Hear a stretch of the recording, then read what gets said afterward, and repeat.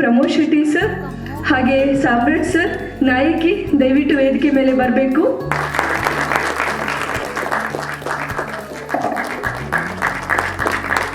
ಎಲ್ರಿಗೂ ನಮಸ್ತೆ. ಇದು ನಾನು ಮಾತಾಡೋದಕ್ಕಿಂತ ಪ್ರಕಾಶ್ ಅವ್ರು ಮಾತಾಡಿದ್ರೆ ತುಂಬ ಚೆನ್ನಾಗಿರ್ತಿತ್ತು. ಇಲ್ಲ ಗಾಬರಿ ಅಂತ ಏನಿಲ್ಲ, ಆದರೆ ಸಿನಿಮಾಗೋಸ್ಕರ ತುಂಬ ಶ್ರಮ ಪಟ್ಟಿದ್ದಾರೆ. ಅವ್ರು ಮಾತಾಡಿದ್ರೆ ಚೆನ್ನಾಗಿರ್ತಿತ್ತು ಅಂತ ಹೇಳಿದೆ. ಈ ಸಿನಿಮಾದ ಪಾತ್ರದ ಮೂಲಕ ನನ್ನ ಪರಿಚಯನ ಮಾಡ್ಕೋತೀನಿ. ಅಂದರೆ ಒಬ್ಬ ಸೋಂಬೇರಿ ಆಗಿರುವಂತಹ ಪೊಲೀಸ್ ಆಫೀಸರ್, ಇದುವರೆಗೂ ಬಹಳ ಸ್ಟ್ರಿಕ್ಟ್ ಆಗಿರೋ ಪೊಲೀಸ್ ಆಫೀಸರು, ನೆಗೆಟಿವ್ ಶೇಡಲ್ಲಿರೋ ಪೊಲೀಸ್ ಆಫೀಸರು, ಹಾಗೆ ತುಂಬ ಕರಪ್ಟೆಡ್ ಪೊಲೀಸ್ ಆಫೀಸರ್ ಥರದಲ್ಲಿ ಎಲ್ಲ ಕಾಣಿಸ್ಕೊಂಡಿದ್ದೀನಿ. ಬಟ್ ತುಂಬ ಇನ್ನೋಸೆಂಟ್ ಆಗು ಕೂಡ ರೀಸೆಂಟ್ ನನ್ನ ಸಿನಿಮಾ ಲಾಫಿಂಗ್ ಬುದ್ಧದಲ್ಲೂ ಕಾಣಿಸ್ಕೊಂಡಿದ್ದೀನಿ.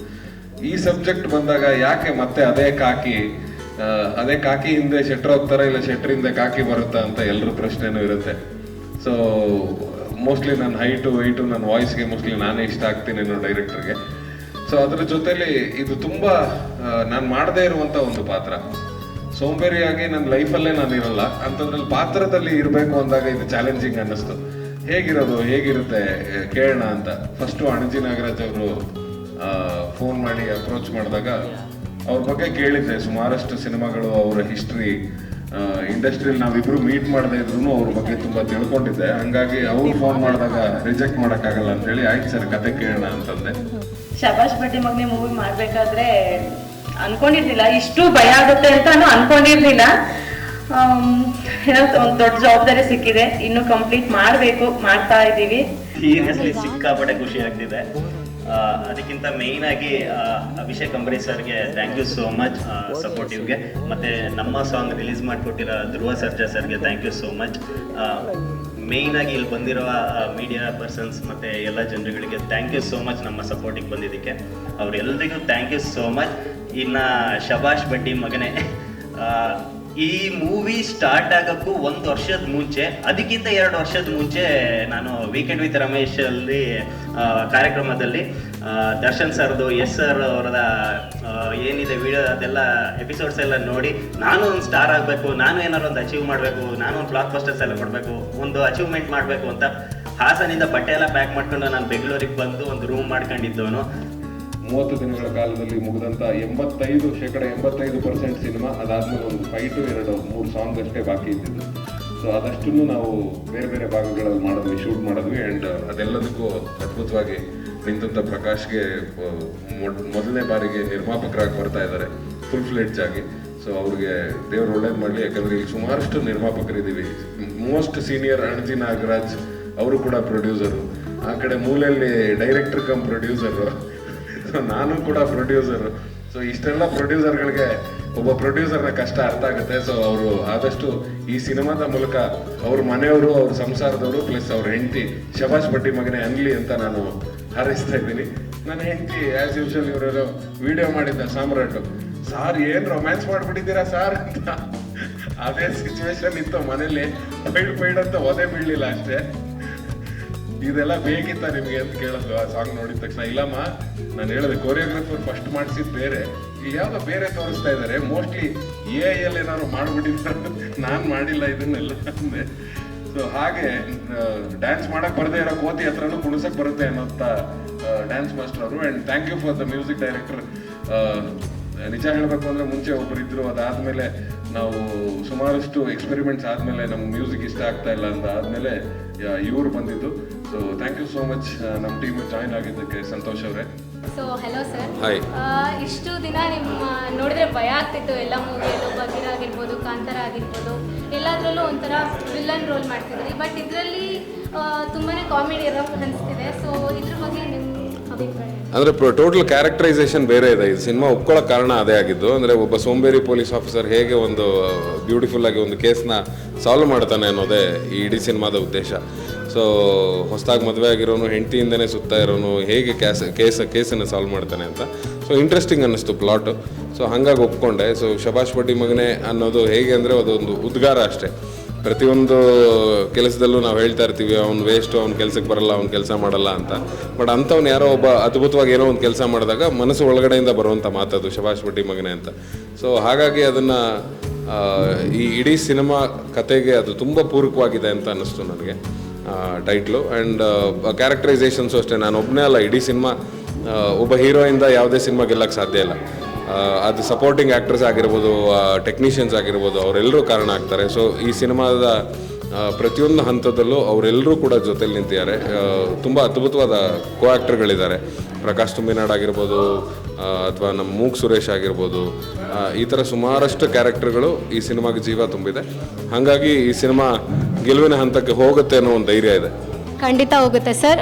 ಟ್ರೈಲರು ಕೂಡ ತುಂಬ ಚೆನ್ನಾಗಿತ್ತು, ಸಾಂಗ್ಸು ಕೂಡ ತುಂಬ ಚೆನ್ನಾಗಿತ್ತು.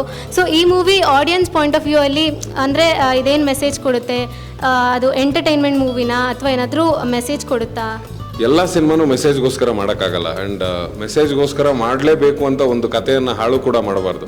ಅದು ಆ ಕತೆ ಹೇಗೆ ಹುಟ್ಟತ್ತೆ ಅದನ್ನು ಹಾಗೆ ಹುಟ್ಟಕ್ಕೆ ಬಿಡಬೇಕು, ಹಾಗೆ ಬದುಕೋಕ್ಕೂ ಬಿಡಬೇಕು. ಸೊ ಈ ಸಿನಿಮಾದಲ್ಲಿ ನಿಮ್ಗೆ ಆ ಥರದ್ದು ಯಾವುದೇ ಮೆಸೇಜ್ ಇಲ್ಲ. ಈ ಸಿನಿಮಾದಲ್ಲಿರೋದು ಒಂದೇ ಮೆಸೇಜು, ನೀವು ಮನುಷ್ಯರು ನಗಿ ಅಂತ ಅಷ್ಟೇ. Okay sir, all the best for your team. Thank you sir. ಟ್ರೈಲರಲ್ಲಿ ನೋಡ್ದಂಗೆ ರಿಯಲಾಗಿ ನೋಡೋಕ್ಕೆ ಡಿಫ್ರೆಂಟ್ ಆಗಿದ್ದೀರಾ, ಟ್ರೈಲರಲ್ಲಿ ಫುಲ್ಲು ಡಿಫ್ರೆಂಟ್ ಆಗಿದ್ದೀರಾ. ಸೊ ನಿಮ್ಮ ಎಕ್ಸ್ಪೀರಿಯನ್ಸ್ ಈ ಮೂವಿಯಲ್ಲಿ ಹೇಗಿತ್ತು? ಹೆಂಗೆ ಅನ್ನಿಸ್ತು ನಿಮಗೆ ಟ್ರೇಲರ್ ನೋಡಿದ್ರಿ ಅಲ್ವಾ? ತುಂಬಾ ಚೆನ್ನಾಗಿ ಅನ್ನಿಸ್ತು, ತುಂಬ ಕಾಮಿಡಿ ಆಗಿದೆ ಅಂತ ಅನ್ನಿಸ್ತು. ಬಟ್ ಆ ಸಾಂಗ್ಗೂ ಈ ಟ್ರೈಲರ್ಗೂ ನೋಡಿದ್ರೆ ತುಂಬ ಡಿಫ್ರೆನ್ಸ್ ಇದೆ. ಸೊ ನಿಮಗೆ ಈ ಮೂವಿಯಲ್ಲಿ ಆಗಿದ್ದ ಎಕ್ಸ್ಪೀರಿಯನ್ಸಸ್ ಏನು? ಆಗಲೇ ಹೇಳ್ದಂಗೆ ನಮ್ಮ ಟೀಮ್ ಜೊತೆ ವರ್ಕ್ ಮಾಡೋಕ್ಕೆ ಖಂಡಿತ ನಾನು ಪುಣ್ಯ ಮಾಡಿದ್ದೀನಿ. ಅಂದರೆ ಅಣ್ಜಿ ಸರ್ ಛಾಯಾಗ್ರಹಣದಲ್ಲಿ ಮತ್ತು ರಾಜಶೇಖರ್ ಸರ್ ನಿರ್ದೇಶನದಲ್ಲಿ, ಪ್ರಕಾಶ್ ಸರ್ ನಿರ್ಮಾಣದಲ್ಲಿ, ಎಲ್ಲದಕ್ಕಿಂತ ಹೆಚ್ಚಾಗಿ ಪ್ರಮೋದ್ ಶೆಟ್ರು ಅವ್ರದ್ದು ಕೋ ಆರ್ಟಿಸ್ಟ್ ಆಗಿ ಕೆಲಸ ಮಾಡಿರೋದು ತುಂಬ ಖುಷಿ ಆಗ್ತಿದೆ ನನಗೆ. ಒಳ್ಳೆ ಕಾಮಿಡಿ ಓರಿಯೆಂಟೆಡ್ ಸಿನಿಮಾ, ಎಲ್ಲ ಫ್ಯಾಮಿಲಿ ಕೂತ್ಕೊಂಡು ಖಂಡಿತ ನೋಡ್ಬೋದು ನಮ್ಮ ಸಿನಿಮಾನ. ಯಾವುದೇ ಮುಜುಗರ ಆಗುವಂಥ, ಫ್ಯಾಮಿಲಿಗೆ ಯಾವುದಾದ್ರೂ ಮುಜುಗರ ಆಗುವಂಥ ಸೀನ್ಗಳು ಕೂಡ ನಮ್ಮ ಸಿನಿಮಾದಲ್ಲಿ ಇಲ್ಲ.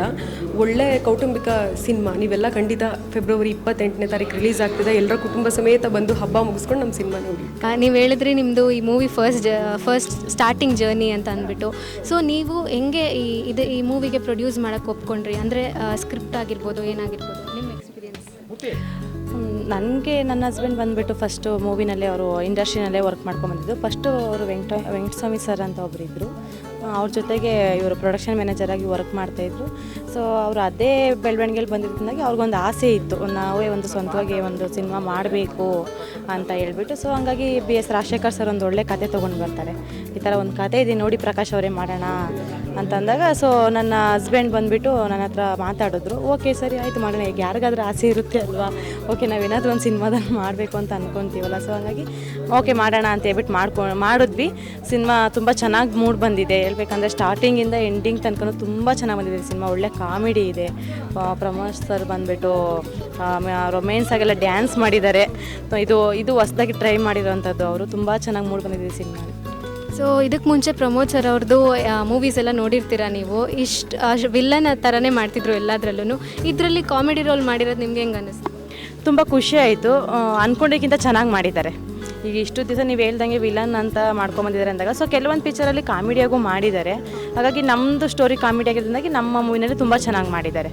ರಿಯಲ್ ಸ್ಟೋರಿ ಮೂವಿ ಇದು. ನಾನು ಹೇಳ್ತಾ ಇದ್ದೀನಿ ರಿಯಲ್ ಸ್ಟೋರಿ ಮೂವಿ. ಹಂಗಂತ ಇದೇನೋ ತುಂಬ ಸೀರಿಯಸ್ ಆಗಿ ಹೋಗಲ್ಲ. ರಿಯಲ್ ಸ್ಟೋರಿನೇ ಕಾಮಿಡಿಲಿ ಯಾವ ಥರ ತೋರಿಸೋದು ಅಂತ ಸಕ್ಕದಾಗಿ ತೋರಿಸಿದ್ದಾರೆ.